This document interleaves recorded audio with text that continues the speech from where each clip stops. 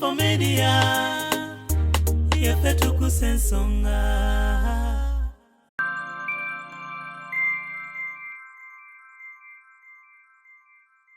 Ndabirira family yangu kuva ku mmange baka ku kitange nsobyango omuntu gora bite nyama ngati yabadde mugumba embeera rumwe kusukuma ko Asia embaga yiri bayo yaliyo nebwa ngati babeera omu ebyana mwana byali byakabi wali emboko nga za kabi. Nina ekintu kimu kinebuuza lwaki ayagala abakazi. How do you feel? Wala yenna gw'osisinkana first date n'ennaku esooka 72 ez'obulamu omukazi mu nnaku ezo oba takubuuzizza kye bayita futuristic program oyo si mukazi. Ate waliwo ono omukazi nga mulungi nga yasoma naye nga mujama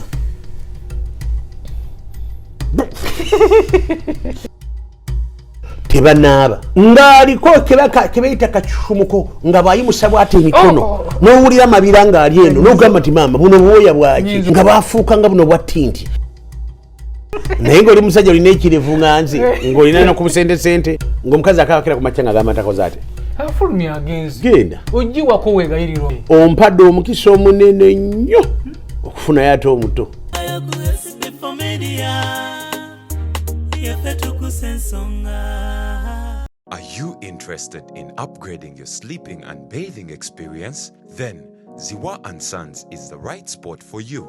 We sell blankets, bed sheets, duvet covers, bed covers, mattress protectors, mosquito nets, wardrobe, all closets, towels, bathrobes, pillows, traveling pillows, cushions, shoe rack, dyeing rack, and ironing boards. Buy all your favorite products online with comfort from your office and workplace, home, hostel at a go from our website www.ziwaandsons.com and have it delivered to your doorstep. Call us on 0705 364 749. Ziwa & Sons, where comfort and luxury is a pleasure. Muna Uganda, Big Clara H Property Services bakusosotoledde estate sempya enteketeko okuzama awema ya ku luguudo lw'e Masaka kilomita 4 zokka okuva ku main ploti ziri fuuti 5 ku 10 ku bukadde 13.5 zokka endala erina mayumba ku luguudo lw'e Hoima kilomita 4 zokka okuva ku main fuuti 5 ku 10 ku milioni 6 zokka ettaka lyaffe lyonna lya byapa ate nga enguudo amazzi n'amasannyalaze byonna we birera bitegeke bulungi tusange ku ofisi zaffe ku Kampala Road ku kizimbe kya E-Tower omwaliro gw'okutaana ekisenge E06 oba tukubire ku ssimu zino wammanga. SB4 Media, Tuggussa Enssonga. Omuvubuka yabyangako ng'awemula ku TikTok batuuka ekiseera bagenda kwanjula tumugoberera tugenda mu kwanja tutudde naye waliko nange naliko ntudde mu kidaala omusajja namwemwana gundi wa TikTok bannange yazze twawulira ffenna nga tuweddewo ne tuwulira ng'amaanyi gawedde gundi watuswaza nnyo emutundwe naye nga twakigumira bugumizi omukolo gwabeerayo gwaliyo naye gwali gwa TikTok. muzzukulu wa Kabajja yakubuuzaako omugaye Ssebunya tombuuza gyendi ndi mu bifo by'abagagga life yakyuse dda kasikini kakyuse dda naye nzize n'omusajja oyo tutuuse wali ku geti n'agamba owaayi tebanga batutadde mu katego bagenda tusaddaaka.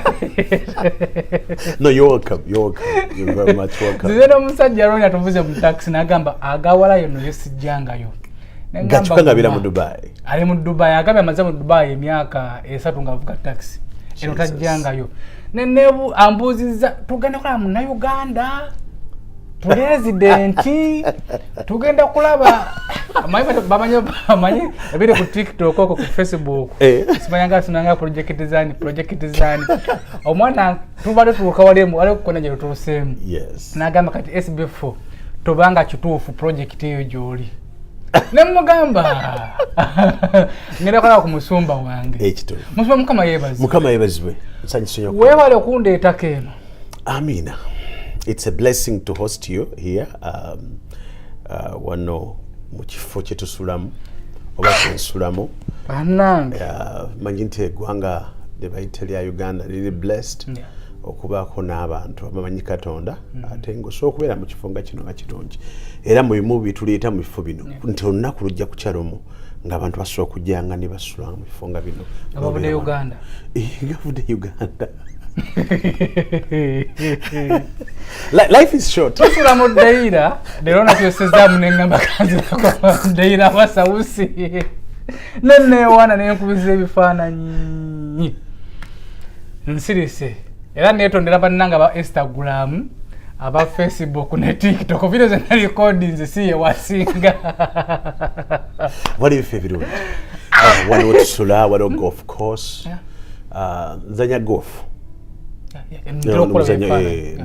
Muzanyo wa golf kati bero nzija mu hotel yonna mu ggwanga lyonna any country mfuba nnyo okufuna a golf course hotel nozanyamu nenzanyamu kera ku makyawo nentekamu ekintu nentambula nengenda nenkuba omupiira gyange bwe mpezayo emipiira gyange giwera nga akazanyo kosimanyi oba ndikazanya banga akazanyo kabagagga otekuba nga olina membership ddala wano mu Dubai, so nina membership bwe nzija wano nina ensinga 8 bwe mba nfunye obudde ngenda eyo nenzanya bwe ntambula nga nenzanya Nairobi nzanya South Africa nzanya mu America nzanya South Africa nzanya different golf cases that I am a member.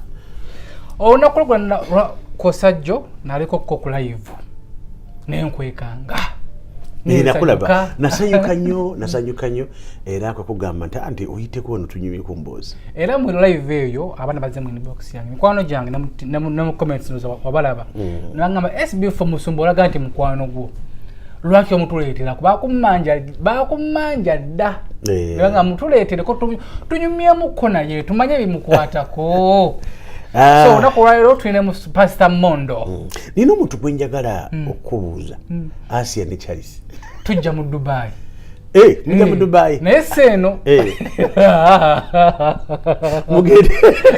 tugenda tujja kuvuga nja kufuna wano mikwano gyange tukireko wansi tujje tulabeko omunamu muteeketekedde bulungi tujja kujja tubeere part of it tukyakipulani wako by the way twafunyeyo manager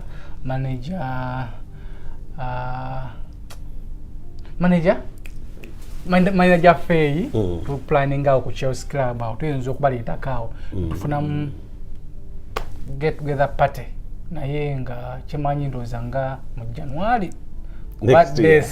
next year mu December oba mugenda muleeta mutya Asia ku nnyonyi Katonda y'anaamanya mumweka Piriton yebaka ka 7 hours mufunayo ka 7 hours niyebaka bwe yebaka ekiro I think it's okay asokuza okukanga atya nnyo olwa neyeekanga n'okwekanga n'emmotoka mbu yeekanga nnyo bakubi amp bwoti n'owiranga akubye enduulu naye tukkiriza Mukama tujja muleeta naye njala n'okutwala omukisa abantu mukyala yazimbira omwana oyo Mami Fati simanyi gy'abeera ali mu Dubai muno Mami Fati tukwebaza nyeba weebale nnyo nze nsiimye okwatagana ne SB4 mulanga musobola kubanga omwana omuwadde future.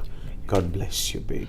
Naye nga waliko omugambo nga gutokomoka tunatandika nno mboozi kuba tulina emboozi nene nnyo ey'okunyumya ebigambo byayogerwa bisebye mu ba Asia tutakabafuna. I remember wangumyako ngamba SB4 ebyo bijja. Don't waste station.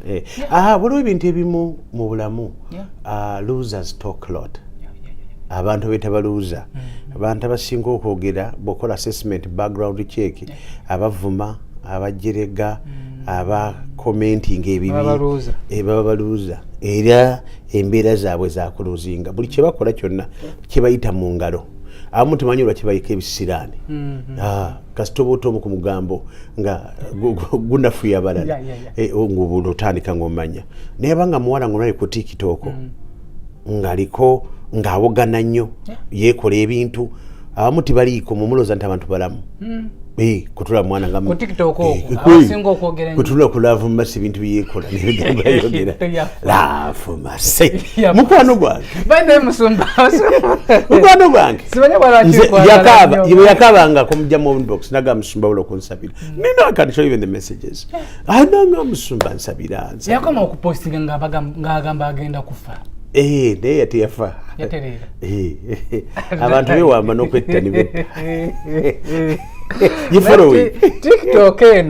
TikTok etuyambyeko bangi nnyo okumanyika mu ngeri ennungi and eyambyeko bangi nnyo okumanyika mu ngeri embi ate ne TikTok esobola kukuboola yakituufu kati yaboola lumbuye talinako content musajja oyo taliko content ye kijja mu mutwe kyakuwa oba taba psychopath ekijja mu mutwe kyakubawo talinda naye yamuboora yampisaamu eggaali tofaayo losers is a loser if he's not a loser let him be better omuntu akaaba January mpaka December nga talina kintu kyalabe munda mu bulamu bibi byokka n'abaana ba TikTok nabagamba ntekisse abaganda abagala okubeera ba president nga Bobi Wine kasita Eric Tumwine yafa abaganda ne bakozesa olulimi Luganda ne bagamba ne basanyuka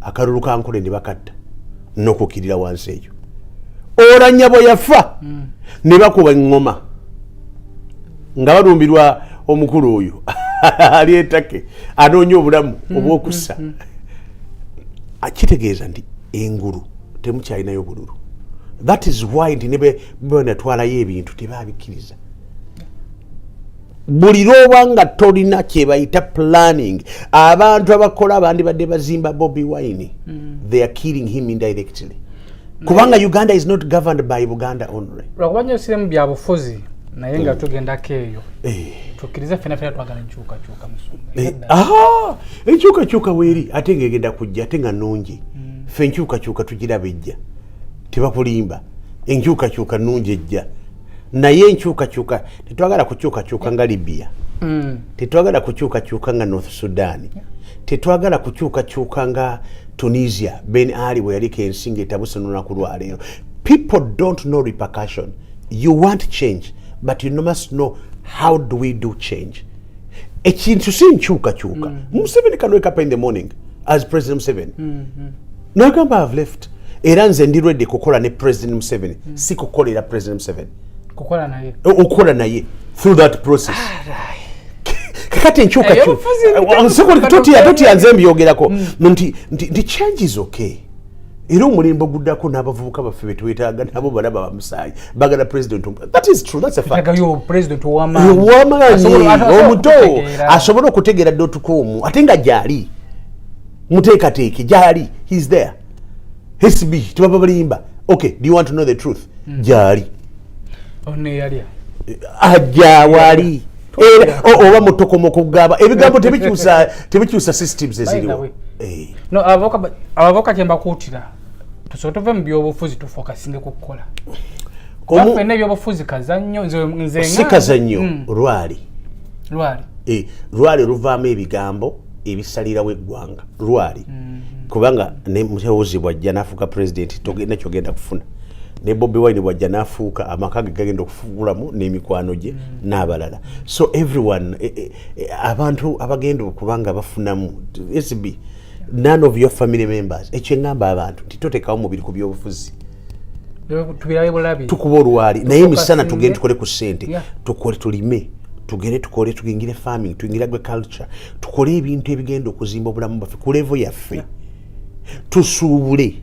tusuubuze naye ebyo ntubizanye nga tetwagala gavumenti oba Uganda yaffe eyonooneke tetwagala kuddayo 86 tetwagala kuddayo 81 tetwagala kuddayo 73 yes ate abantu bamanyi nti buli lutalo lulina cost so ekigambo kye bayita okukola kyekigenda okufuula gwe n'amakaago kufa kabaka SB4 bwe nkeera ku makyo naku lwali nengenda nenkola nenkomawo eka nga nina mejjamba mu nsawo yange amaanyi gemba mpulira gaba mbanga bulira kubanga abantu abali wansi wa care yange be bagenda okufunamu bagenda kulya kolo bagenda kusula bulungi kolo bagenda kusaba n'essaala egenda okuwasa ebijja exactly kati ekigambo omuntu akola politics nga temuli ssente musiru so tukole sente gyenkulu ye foundation olofo abagala nnyo okukola ng'okera ku makya n'okola ng'ava ku zero nga nze nakwewaka example ng'ava ku zero n'okola ng'ojjozimba ekintu ky'omwana n'ava eri nagamba oyo bamufujjirira teri mutawaana SB4 olwo kitumalamu amagezi nedda nze baŋŋamba nti ndi mbega wa Museveni mbabuuza simulimu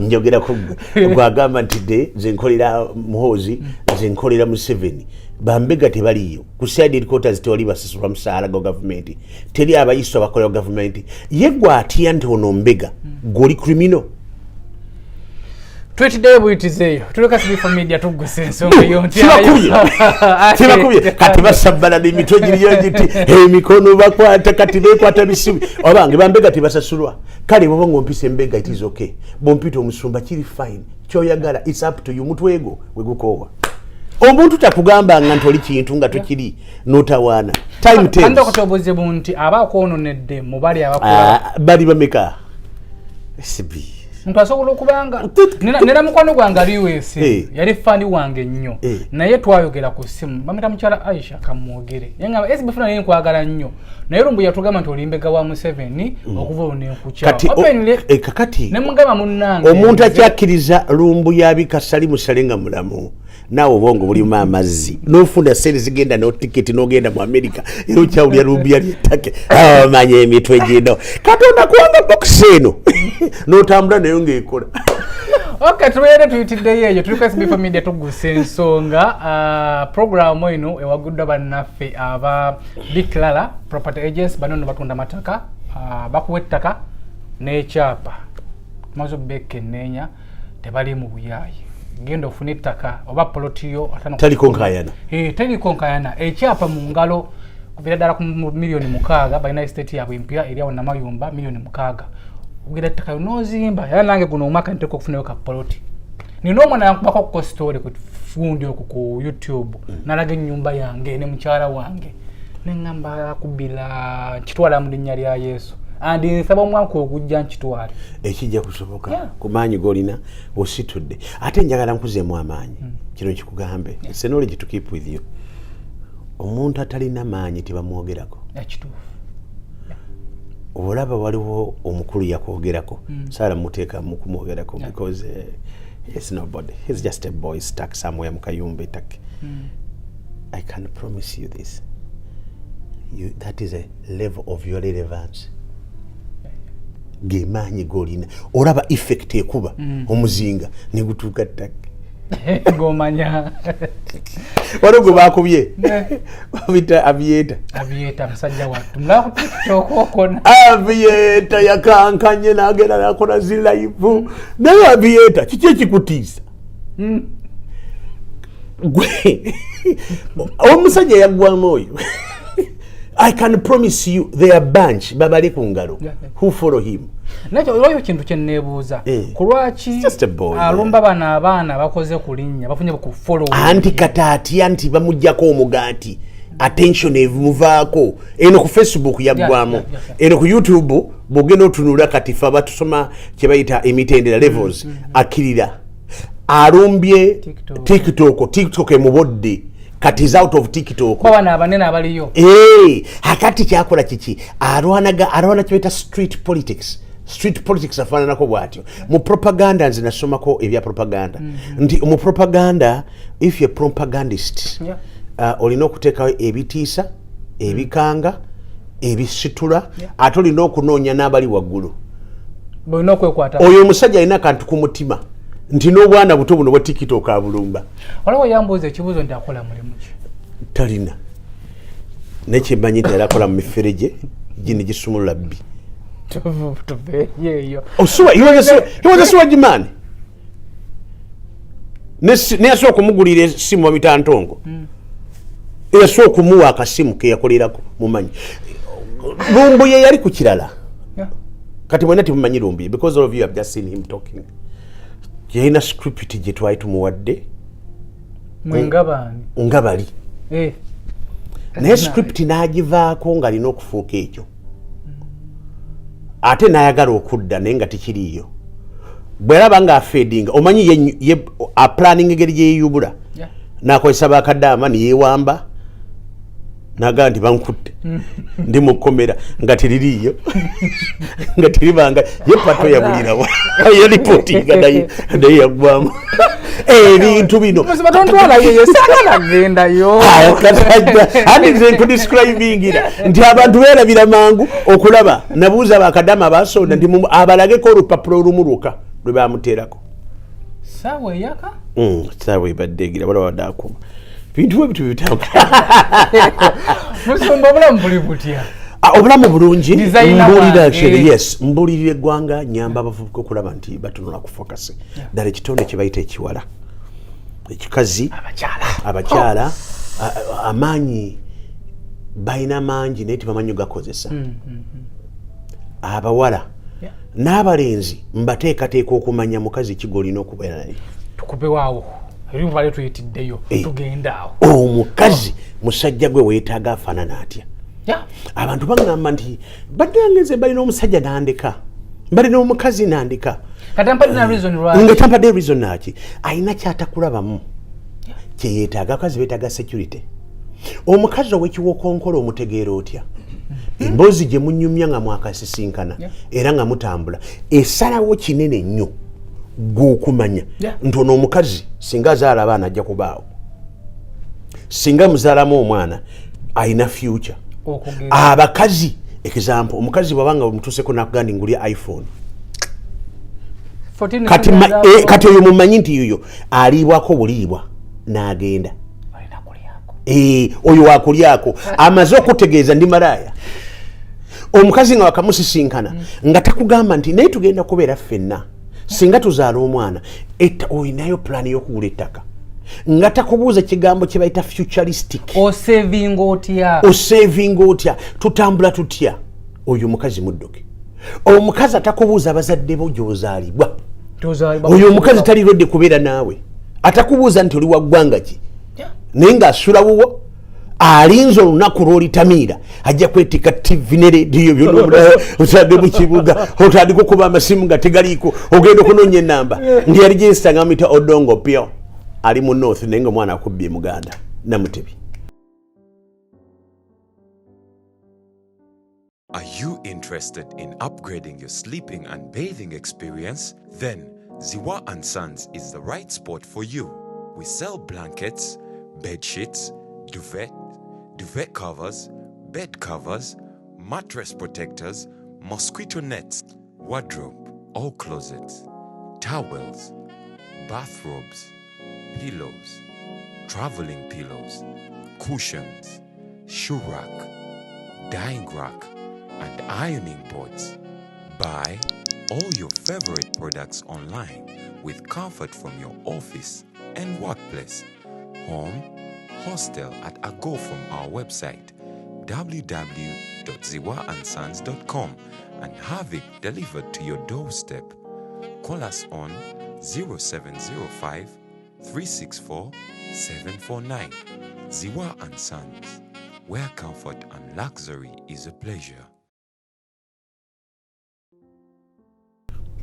Ebyo bimbagamba nti omuwala yenna gw'osisinkana first date n'ennaku esooka 72 ez'obulamu omukazi mu nnaku ezo oba takubuuzizza kye bayita futuristic program oyo si mukazi abakyakutegera kuba mukagungu omukazi atunulwa kati nkubuulira te ku karakita n'engeri gy'omanyamu omuntu gw'ogenda okubeera naye ate waliwo ono omukazi nga mulungi nga yasoma naye nga mujama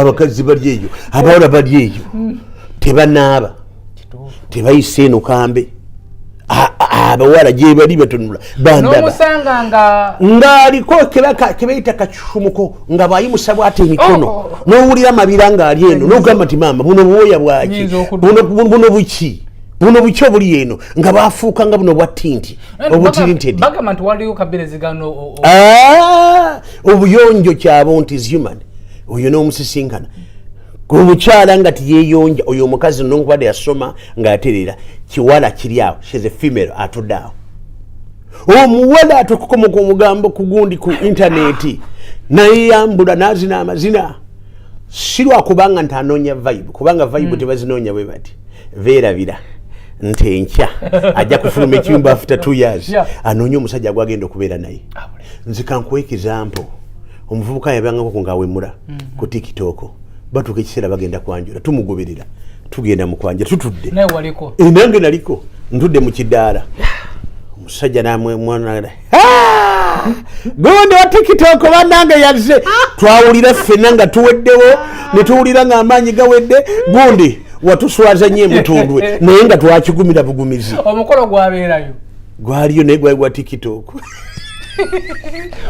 olwo famire omuwala gwamunya amaanyi kubanga ekitiibwa kyonna bakimalamu oteekwa okwesigalizayo ekintu ng'ekyama muwala gw'omusajja akusaba ebifaananyi ebyobwereere bufaananyi obwo nina mukwano gwange abwagala bamwogere ate oyogere anti yo olunaku bbiri olukugira leeta tunula otunula ki mbaba yagala kulaba agenda SB4 eyo kyenkugamba nti tukyayamba abantu baffe kubeera civilized mu nsi z'obulamu kati so omuvubuka bw'otunula ku signs ezo red flags ezo manya omukazi yekyanga birwekyanga bwati nga yekyanga mudakika 5 lwaki nosingidde sente bwota omusingidde sente n'ayomba n'abanga aliko oyo omukazi manya nti oyo si mukazi wo oyo wakulyako buli era ogenda muli agenda kulekawo waba tagenda kubba agenda kwesasuza nga tutewatenga omuwasadda mwenamu n'omwana ng'ali waka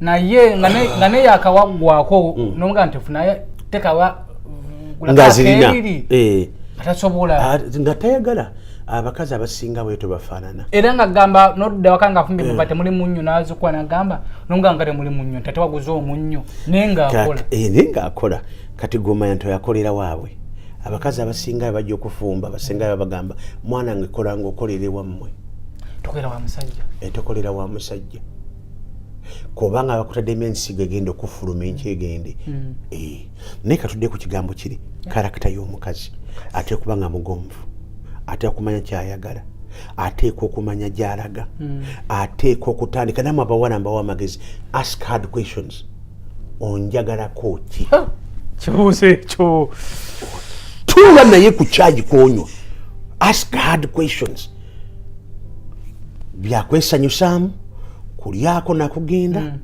oba kutambula kufuna future naye musumba ekibuuzo ekyo nga kizibu bw'otobibuuza kati nga mukyaka mwekesanga osobola okukimbuza nekuwa ansa nze eyanga teri mutawaana bwompa ansa nsigaza bikolwa nekunyiza bw'oŋŋamba nti I love you nze nninda bikolwa ebigira ku I love you buli kintu kiriko stand by generator nga Museveni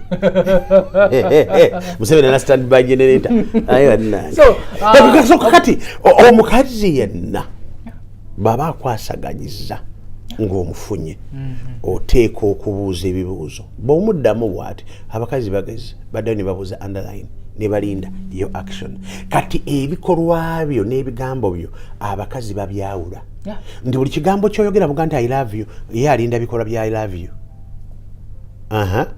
kati gwe ne b'omulimba naye ebikolwa tebigenda kulimba because a character must prove the words nti embala yo teeka okulaga byoyogera kati mkyembabuuza nti muwala gwe buuza omusajja oyo gwandaba katuna kulwaliro SB4 buuza omusajja oyo akwagaza ki era akwagalako ki kulyako kwebaka bwebasi kutuula butuuzi kutambulako nawe muzipate oli mukazi wa kikaki oli wa pate oli wa mikolo oli wa kukyala n'ogenda oli wa mirimu kujja kunjoleza ku ngoye kunsimwirako ogwawo sister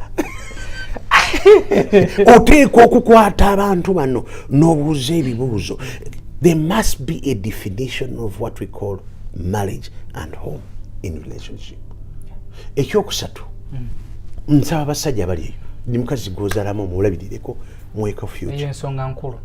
Muweko future. Tubidde kujja wange na mwandu wakabajja katika mwali masuulita. Wali masuulita. Masuulita nodda ku kyalo bukawo bbaali nodda katika mukyalo oyo mutumide jjajja wange. Jjajja omwagala. So oteekwa okulaba nti omuntu oyo future naye ekyuse. Bw'aba nga nate ayagala ekyuke. Bw'aba ayagala ekole etya ekyuke. Mwe olaba bakazi bozaalamu omwana nakugamba nti mpa miliyoni 10 nkuwa omwana wo. Aba kwegobyeko bwegobi. Hanga omuta. Omwana atabula omusayi gufa. Andi wesanga ku police tatawerera mwana. Tewali mutawana ng'owerera. Omanyi police tena gwesiba bayira okuzaala mukazi omwana. Okimanya ekyo? Badasimanyi. Oba oli mugagga oba oli mwavu etteeka ligamba tasula emitwalo 12 buli mwezi. Nkiddemu. Gwaddukira ku police. Oli wa mitwalo 12 buli mwezi. Buli kyakuwa ekirala kyonna eba supplement aba ayagadde bwagazi. Kati omusajja akuzaddemu omwana mwagale era museeme ekitiibwa. Abawala bali eyo abazaala abaana bano babagezi kigo bakagamba kigo baba musumba. Baba tebalabe future. Nazaala muvubuka omwana ne bayombamu awo n'asibamu obubwe. Era teyali wuwo kyeyalinde ekyo. Bwe muvubuka mukazi wo atamala okufuluma tomuyita. Tomugamba nti jangu. Tutaba na muno nyati komawo. Nga nze mondo. Nkuzaddemu omwana. Ofulumye ennyumba yange. Ogenze. Abakusaaliza olumba manyo okwekuta. Tajja kujiwa feyega. Ntiteri mutawana nga ndegayira. Nze mondo negayirira. Kubana abawala bali konse. Naye ng'oli musajja olina ekirevu nga nze. Ng'olina n'okubusente sente obusobola okubeezaawo n'omuntu. Ng'omukazi akakira ku makya ng'agamba ntakoze ate. Afulumya agenzi. Genda. Ojiwako wegayirira omukozi. Ompadde omukisa omunene nnyo. Ompadde omukisa omunene nnyo. Okufunayo ate omuto.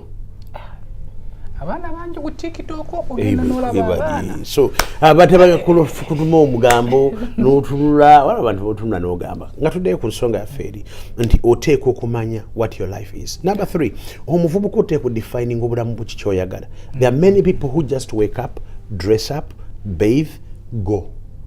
But you must define, you must have a goal. Omuntu atalina goal buli kijja kimutwala. People power bwejje mutwala. Movement wene jja kutwala. Tomanyi, you have never defined who you are. Bw'ota defining nga kyoyagala mu bulamu osigala w'obadde. Number 2, totambulira mu crowd. Ebigambo bino bitwale. Principles zigenda kuyamba. Togenda namuuna mungi w'abantu. Tagenda ku defining the future you. Fawamu kuffe lwaki tuli banjawulo. Ddala nze nobody defines me. Nayiga nti Katonda teri amu defining kati nange bwente bwenfaanana. Nayiga ku President Museveni talina mukwano. President Museveni talina muntu nti mukwano gwe buuyo wankalakalira. Kwegamba bana mirimu gye gikugatta ne President Museveni. Ogiggwawo ng'ogenda. Ng'ogenda. Kadde mwako. Era politics, wulira politics bino bye mbadde ngamba sister offe kusaasira. Bagenda muku. Kusaasira bakozesa ne bakumala. Ekyo kankikugambe. Terayagala kye bakozesaamu. Bwe kisigalo nga maze okikoza kiba kiwunya. Tabalina kunako mukazi ng'aka. Nkugambye nti mwanyi naffe kusaasira bino bikugamba kubanga nze nakuwa perimeter. Ne mugamba nti kusaasira. Oba nga tutaddeko nti twabbasene ne siraaji. Nga teri complainant. Teri atujulira. Teri agamba nti mondo namuwa ssente. Kubanga twajja buzimu kyaki ya siraaji. Ekyo ne kitufuula. Ne kitufuula ba criminal. Kitegeeza twali tumaze okukozesebwa nga tetulina value. Tutandise okuwunyira abasajja kubanga tuli bakozese. Kakati bamala okunyunguza mu booti ogenda. Nze enjawulo yange yeeno. Buli lwe ntegeera nga ndaba indicator nti ndi used n'ennyulula. Ndetayo step again okunfula relevant. Every time you're not relevant in any place, you are most likely to go away. And who will be crying? You cry the last. And they will laugh the last. Chovaduka mu Uganda. Ate nkole yoki kusinzira ku economy yaffe GDP ya 46 billion. Kati nze kati musiko operating iramu. olina kudduka buddu olina okuvaamu. You just wake up in the morning n'okita n'olekera abagenda okukibeeramu ne babeeramu entale zirirako ati nze nkubuulira kubanga nze sikyasasulwa ssente ndizinza movement. You cannot buy me. You cannot buy me. I can help you speak sense to other people. Omulembe gwange nsobola ogutaasa mu ekyo kyova nti bagamba mukole nnyo muyiye nnyo ebyobufuzi bibere 1%. 99 kube kukola naddala abavubuka emyaka ejaffe. Example, abavubuka bafiiridde mu freedom struggle. Today where are they? Segirinya yayingira mu kkomera. Where are they? How many are still speaking? The world is very funny. Kino kankyogere kubanga kino njagala okiwulire mukwano gwange. Ebigambo bino olibijjukira nga sekyali wamu naawe oba oli awo ng'ate naawe obonaabona mu nsi. Bw'onoolemu ebigambo bino oyinza okgenda. Olunaku lwofa SB abantu bakaaba nnyo bamala okukaaba bazadde bo maama wo kusinga mukyalawo n'agamba n'asula ntya mu kitanda ekimu. Abaana bano n'abawa bibuuzo ki era ebyokuddamu biki. Olunaku olwokubiri ne bakuteekateeka bulungi ne bagamba nti waliwo saaviisi na mirembe ne bakutwalayo. Bwekujja na mirembe tebakusuza mu kyalo. Olunaku oluddako olwobuna ne bakuteeka mu ttaka. Olunaku olwo omuntu akyasigala ennyiike amaziga n'okaaba mukyalawo n'abaana bo be basigaza mikwano gyo gyeddayo eka. Olunaku olwokusatu olunaku olwokutaano baba batandise okugamba nti twabaddeko ne mu lube gundi namusisinkana bambe musajja yafudde nnyo bannange kale omukazi yafudde nnyo bannange ensi ng'ekwerabira. Olunaku lwa Sunday Monday abantu ensi beetambula. Don't ever care what people think about you. Don't ever take a damn of whose opinion is imposed on you. Live your life, be who you are. When you die, you'll be forgotten. Gwali eyo ndowooza ekigambo ekyo kiwulidde nnyo. Zino kina bingi nnyo byenkiizeemu. Olina kwefaako ng'okyali mulamu bawo onoogenda obulamu bujja kusigala butambula mu maaso. Point number 4. Every time you die for politics, kill for politics, you stay politically used. Bobeera mu kkomera ababadde mutwalo nga bakugamba Mr. Update bakeera ku makya nga maama yakuba enduulu ku parliament yakaba. Omuntu akaabira Segirinya maama we Segirinya ne bafiira mu kkomera. He's my best friend. Mukwano gwange mumanyi. I can tell you between me and you olunaku lwaleero the only people who will be hurt bajja kubeera maama we mukyala we n'abaana be beyazaala. N'emikwano gye. That is why I tell people, parents, spend time with your children. Beera n'abaana bo, nyumira obulamu bwo. Ddala abaana bo bagenda kusigaza image yo, bagenda kusigaza linnya lyo, bagenda kusigaza ekyo kiri bavaako because they are your DNA. Naye n'omukyala wasobola okufumbirwa nga bakamala okufa.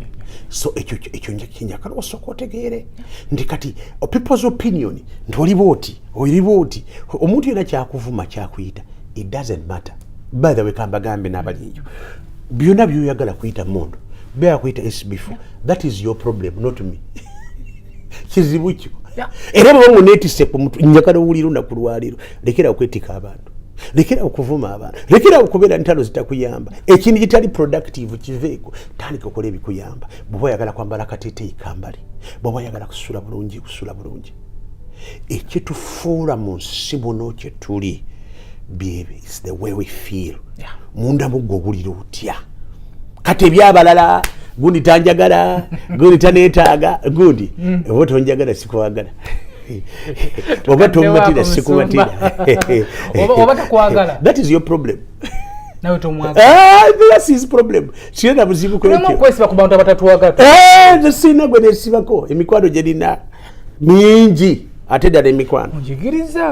Olina okumanya nti ebikudefininga tebiri mu bantu. President Museveni mwanyi mugiddeko ebintu bingi. The great leader President Museveni musobola okumuvuma, musobola okumujerega, naye omusajja akyakutte 46 billion of Uganda's economy. Agikutte bwati. He's interpreting it, changing it, and he's still you can say anything you want to say. naye tolimutuukako bino so kubyogera ku TikTok naye tolifuuka kyali toliba kyali you never become Museveni. So what I'm trying to bring is that he doesn't care what you say. Bizibu byo it is your problems. Rwana nacho fa nacho bakuzike nacho. Tuli kwa SB4 Media Tuggussa Enssonga. Twine Musumba Mondo, Pastor Mondo. Yatudoka ke Uganda musanze eno omuntu omugamba eno gituli tuli Dubai ayinza okwakanamu. Ayinza okoza tuli UK. Naye nga tuli Dubai. Dubai is singing for the UK actually. Yeah, by the way, Dubai nungi. Hey, Dubai nungi. You feel so safe, you feel so secure.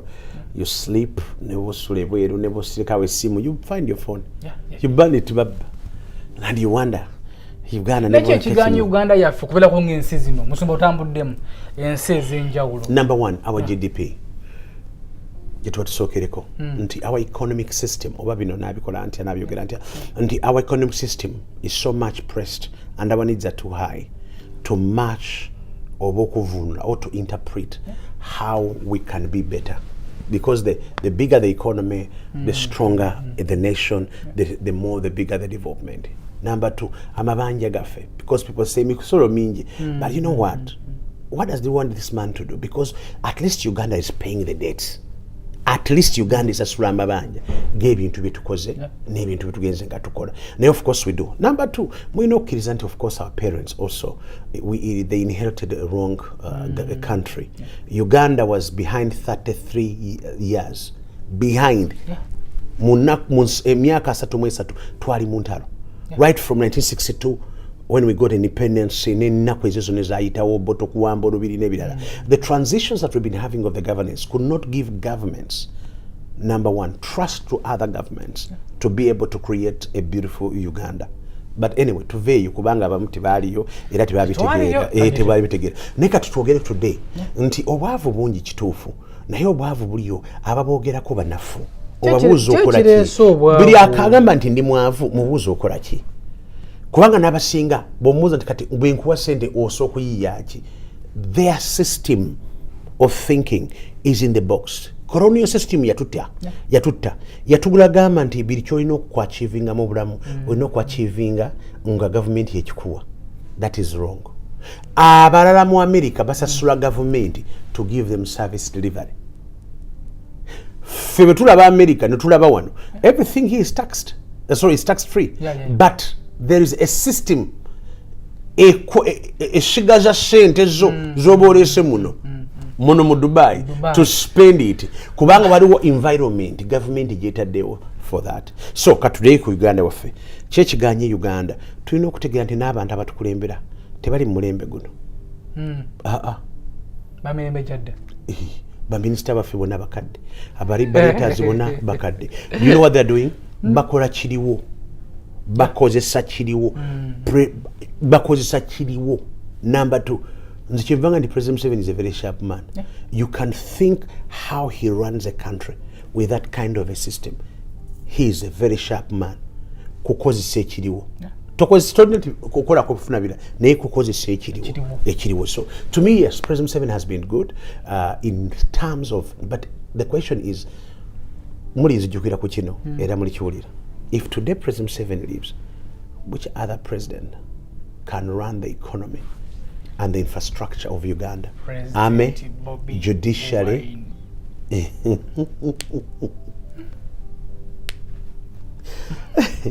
Yeah. Mpaka sagara gena mbyabo fuzi. Okay. Can we say that ndabavuma twagala government nganvumi? Olumu ate bakisussa. Si olumu katujogere. Twagala abantu abavuma ku TikTok n'awalala. Kati oye president gwe twagala president onakulwalira alina amagye agawemula. No naye sicho ekikulu president ayinza okuba nga nze nagamba president waffe ababawagira mmwe omanyimu aba people power. The only problem eriwo nakugambye nti olunaku olanya lwe yafa ne mukuba engalo n'engalabi abantu b'engulu bakyawa Baganda bakiddamu mulundo gubiri. Ogenda kujjawo akalulu akagenda fuga Uganda. bobanga nze simanya alogga Buganda bannange oto eri tumine nafa abankole abayibukiga western part of Uganda nekuba endoolo mwe ne musanyuka bwe olowooza abantu abo tebasirise okay kambuuze mu abavubuka abatabagenda nga muvuma biri muntu yenna aliwo olowooza abantu abo bovuma si bantu golowooza lwaki tuweebuuza why do they retaliate they're out of anger they don't retaliate because naye ebintu ngeri gye mubayisizaamu structure ya system gye muzimbye ng'eweebuula ng'evuma ng'eyomba ng'ate ekozesa ekigambo kye bayita oluganda kitta Buganda indirectly osobola okukitwala ng'amazima osobola okukitta omuntu gwe bayita omuganda ng'alina omutuba kakino kankyogere ayisa abasajja kabaka wa Buganda gusinze nze musajja w'Omondo njagala kuloopera abantu aboogera Oluganda naye nga bavumaganya Buganda omuntu bw'afa basanyuka ne balowooza nti bakiikidde ekitiibwa kya Buganda n'amaanyi ga Buganda ayisa abasajja abantu betulwana nabo newankubadde bayinza okulabika nga talina maanyi naye biro tutwala obudde nga tetufunye byaffe olw'abavumi abatyoboola ayisa abasajja tudda mabega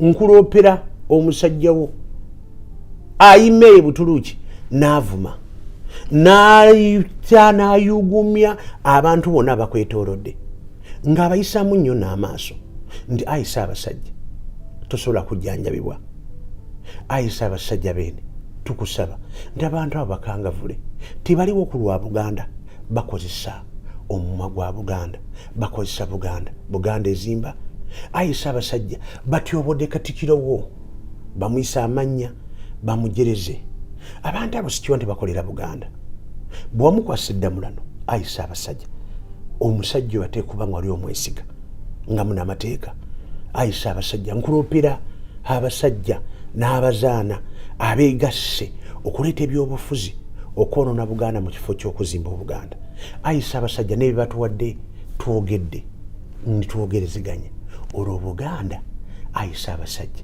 ne bufuna ebitono bye tulina ayisa abasajja nkusaba n'obwombefu obungi ayisa abasajja abantu abo baleke ayisa abasajja tobaleka kweneenya kubanga bamenya balaga nga baagala nenga bamenya awangaale beene maaso mungi nze waka wensobola okugaba gwe omuvubuka ali eyo ffenna twagala enkyukakyuka naye enkyukakyuka tegenda kuva mu kuvuma tegenda kuva mu kuwemula muno kukonjera ebigambo otuba tuwagira buli omu kibiina kye tuwagire naye nga tetuvumye ffenna tweyagaliza emirembe abavubuka tunyikire nnyo okukola tuve mu kupalapase tuve mu kwogera ennyo okuwogana ennyo si ekigenda okutugaggawaza abasajja b'edda balinga bagagga nga bakola nnyo twefeeko tukole nnyo tuleme okugoberera bino tuleme okugenda naguno omuyeye ogw'okuwoganira ku TikTok edda TikTok tezalingayo Facebook tezaaliwo yesakola kiti bajjajjaffe babanga n'amataka amanene nnyo babanga n'ebyobugagga n'emmwanyi nga abasajja balima abasajja nga balunda bino byonna tubisudde tuzze mu byakwoganira ku intaneti okitegedde musuma njagala kwerekereza nze waffe mu kyalo eno ne takisi eyinza okumbula egenda okunzijayo eno naye nga toyanziza nnyo okutukyalirako wabula tukonya nnyo okubawala nga tuwumbawumba obavubuka omuvubuka ali eyo tugeze nga gwe omuwala osisinkanya omuvubuka oyo ogenda kumanya tya nti omuvubuka ono ddala ntwala mu maaso oteeka okulaba waliwo signs eziraga nti omuntu ono ogenda kuwangala naye omanyi bakubugusi muliro ekyokubiri bumala okutta ekyama ekyobufumbo oteeka okumanya nti waliwo repercussion ezijja nakyo naye ate njagala n'okutwala omukisa guno okwebaza maama Fiina mukwano gwange Sylvia oyo maama wo aba mukwano gwange maama Fiina namumanya nga tananakuyingira mu bino ebyaliwo namanya amafiina ng'akyali mu ndeeba so kati amafiina kuba eyo naye njala kwebazira omutima omulungi okuyamba okusookera ddala abantu bonna bajja nga baddukira gy'oli waliwo n'abantu nno boosinga saagala kuboogerako kuno naye n'abangi boosinga boyimiriddeko nabo omanyi nti lwegenda ku kyalumu ate naawe olokoke sawa yonna agenda kulokoka ate mulokole kuba atya katonda amutya era byayogera atya katonda in actual sense aŋŋamba pastor mwanyinaze omanyi twagalana bambi she's a good friend naye nze mubulira yesu nti yesu anaatera okudda barabava njala kwebaza mukwano gwange okoze kyattendo nnyo weebala okwisitula bavubuka weebale kwerekereza weebale okuyamba abakyala balina amaanyi amatono weebale mwanyinaze weebale n'okukwata ensonga alina ensonga zakwata nga za kikulu notoziraba ku media notoziraba tona naye nazikwata ng'omuzadde naziteekawo njagala kukwebaza nja kwebaza buli muntu yenna ayambye Asia ne Charles, how are you? Charles wotuka ngomubuuza nga Pastor Mondo omumanyi. Dubaya. Ne wamujja wa. Eyo mukyalo. Charles kukyalo kwa nyini. Charles muganda wange. Muganda wange kati kyebaba bamanya Charles mukulu wange. Ekyo kyo. Ebintu byayogera Dubaya lava olulimi yakola lwemulwe. Kyemumanyi ko kintu kyemu kuva buto. Baffe twagenda okula nga Charles ali ku kyalo okwo ng'ayogera oluzungu aluwandiika bulungi paka kati akaddiye teyeerabira era amawulire ag'oluzungu deiremu nti n'agasoma bulungi n'awandiika bulungi. Nina ekintu kimu kineebuuza lwaki ayagala abakazi?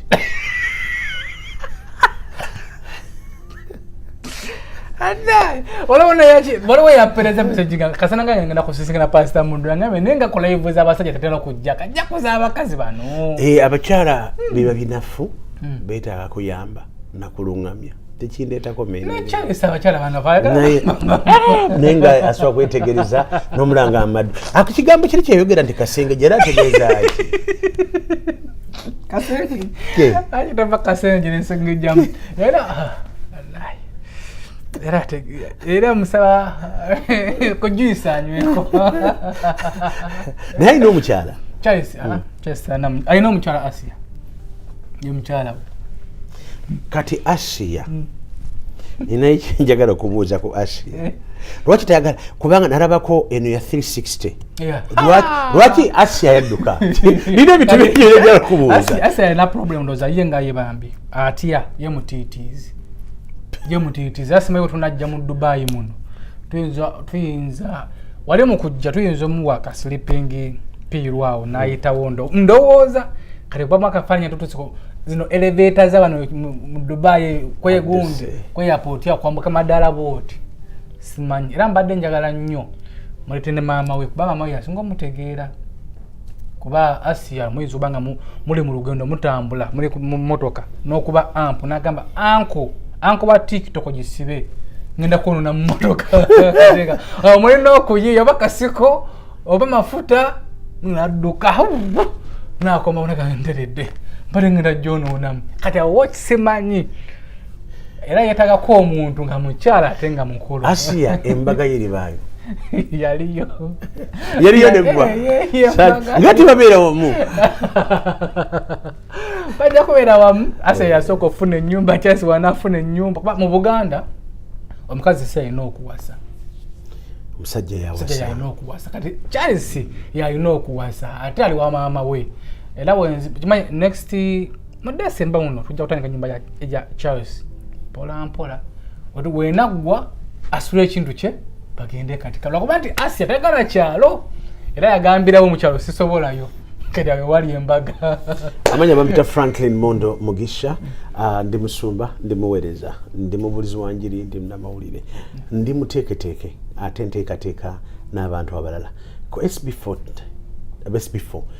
ndi musajja ddala nga ndi memba obwenkalakalira era olina amaanyi okubeera kuno tuva ku SB4 nga njagala okusimbayo kwebaza omukulu Principal Robert Kyagulanyi Ssentamu olunaku lw'eggulu yazizaayo ku baana walirayo mawulire sinakubiraba ya postinze abaana waliwo yali supposed okuba n'ekivulu Dubai eno naye nekitabeerawo ekivulu kyalemesa ekivulu ekyo. I can tell you because I'm in Dubai and I've made good research.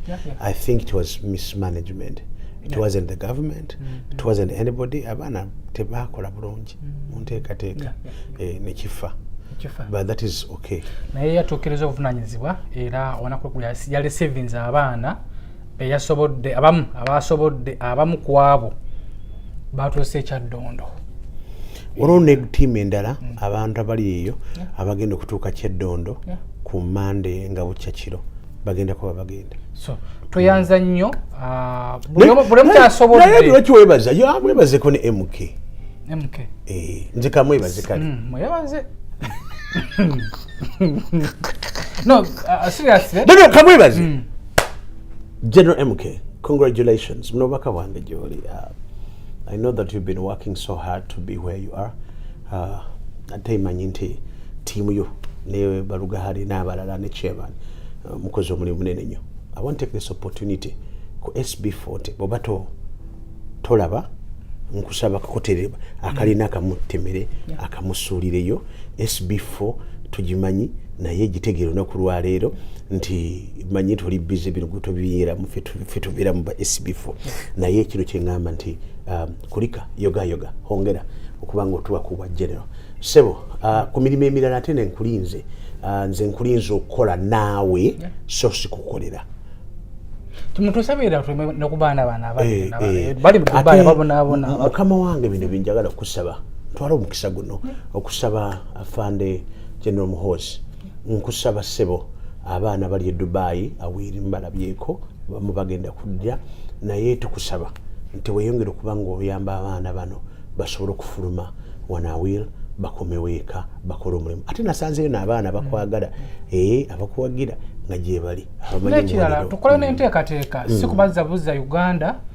atuuke Uganda tane wakusula abamu mu kujja eno baatunda ebyabwe ebijja kuba mu person naye nze kinjagala bave awere eri gye mbalayo mu detention baddeyo eka bakola emirimu gyabasinkana abantu baabwe Uganda tosobola okubula ngutuuze Kampala ku kisaawe okuba entebe ku kisaawe naye nga general sebo kulika tukwebaza nnyo ate weebale nnyo n'okuba nga oli musajja mulungi ne mukyala we Charlotte n'abaana sebo funa ka video kano kamutemero kamunsuule mugambe nti SB4 bagusa ensonga.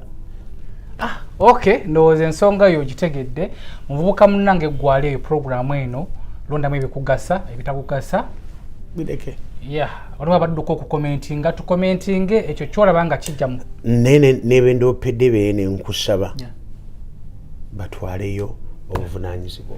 Okay, ndowooza ensonga yo gitegedde nze muzzukulu wa Kabajja Omugeye Ssebunya SB4 Media Tuggussa Enssonga Kajoni akoze ku kamera nga bulijjo kyali wange weeno akikwasaganya naye mpola era abaana batera nnyo okuddukira gyali kubanga akuze nnyo ennaku zinansobyeko kuba teyali bwati katakuze awambuye nnyo yes grown newazamukamati amuwadde obulamu yana ne tattu ya gundi ya danger yeri luddawe yiyo ekyaliwo ey'essomero bagikubisa peeri bisenga labe mutawanya waliko naye na girlfriend we naye ndowooza alijjako so byebyo subscribe likinga ate era sharinga Albert mutumiddeko nnyo wali akikwasaganya editor waffe umala okutumiddeko nnyo bo bali Uganda yo ne Patrick Izepi mukyala wange omulungi kutumiddeko nnyo si ono simegwa naye kugundi ku TV kati ali ku NBS ali kusanyuka ani munnange njagala otegere muzeeyi ali wano kati sezaalawo olinenge gy'omulekereddemu twala naye tumira nange ntumireko ebigambo bitambule ne Kezi mugambe Kezi nkwagala nnyo musajja oyo akabiza gula bita amaziga Kezi maama we yamundekera ng'agenda kufa era nina obuvunaanyizibwa ku Kezi Kezi mulinako obuvunaanyizibwa era buli muntu yenna amanyi nti ayagala mutabani wange oba mutabani wange amwagala nkulinze Kezi Isaac nze mulinako obuvunaanyizibwa Kawalya so songa eyo gitegedde Munnayuganda Big Clara H Property Services bakusoosotolidde estates empya enteekateeka okuzaama awema ya ku luguudo lw'e Masaka kilomita 4 zokka okuva ku main ploti ziri fuuti 5 ku 10 ku bukadde 13.5 zokka endala erina mayumba ku luguudo lw'e Hoima kilomita 4 zokka okuva ku main fuuti 5 ku 10 ku milioni 6 zokka ettaka lyaffe lyonna lya byapa ate nga enguudo amazzi n'amasannyalaze byonna weebirira bitegeke bulungi tusange ku ofisi zaffe ku Kampala Road ku kizimbe kya E-Tower omwaliro gw'okutaano ekisenge E06 oba tukubire ku ssimu zino wammanga. Nze ndabirira famire yangu kuva ku mmange paka ku kitange nsobyanga omuntu olina avuma nayingizaamu abaana bo okyegera n'omuntu atamunyegangako kintu olina ayingizaamu mukyalawo lwakuba oli anoonya views oli naatuka ne bapromota abandi kuguze n'abalaguyo talina kyali oli navuola ennyimba zo Gravity nakulabye Gravity enyama nga teyabadde mugumba embeera lumwe kusukumako nange babagenda gankabya sitoje basooka zakayo yamusibise ku kisenge with invisible hand tunakomawo musoma neyanzanyo okukyazaako kizajja okujja okukyalya mu hoteri bwebusoose wano ku SB4 Media. Yeah, truly I'm grateful and I'm very happy. Tulabika ojjudduka mu buddusi naye ndi wamukisa okubanga olunaku lwaleero nkufunyeeko Uganda nzijjamu naye siba mu butaala obeera eri kaka nengenda mu kyalo nengenda nkola byanga mu kibuga nenvaamu ba social media socialite nabalekera ebyo kati nasigala kuzimba ggwanga nakuyamba abantu. Okay, nawe osobola okubeera nga musumba Omondo zimba eggwanga n'okuyamba abantu so sikuba nafuya kubajja ku mulamwa byoyogera biditamininga kyonoobeera mu maaso omuntu before tunagamba muntu kigambo manya nti wenkimugamba obulamu bwe bugenda kukomekkereza butya. Kanjogere na kano kyoyagala okuba enkya kikolere leero omusingi gye gukoka wansi ennyumba gyeyongera okubeera waggulu. Ow'amagezi tatambula na bannafu atambula n'abamusinga bw'obanga abantu society gyo kyalimu nga boogera be bumu emboozi y'emu ikonomi yamu y'emu enfuna y'emu tolina gy'olaga oli mu kiti ekyo noonya abantu abakusinga osobole okubeera ng'oli muntu asukulumyeko beera musukulumu mu kuteekateeka obulamu obwo nga tonabakulowooza ku balala nga tonabakulowooza ku Uganda bwegenda okubeera gwe muganda wange ayagala kufiirira Uganda oteekateesa otya obulamu bwo ekyo kirowoozeeko byokola bigenda kuyamba bali eka n'abakuliraanye. Kyokusatu embeera yo gy'olimu gy'owangaliramu ekusalirawo nnyo kyogenda okubeera mu maaso tiweerabira bugambo obwo beera bulungi weeraba. SB4 Media, yaffe Tuggussa Enssonga.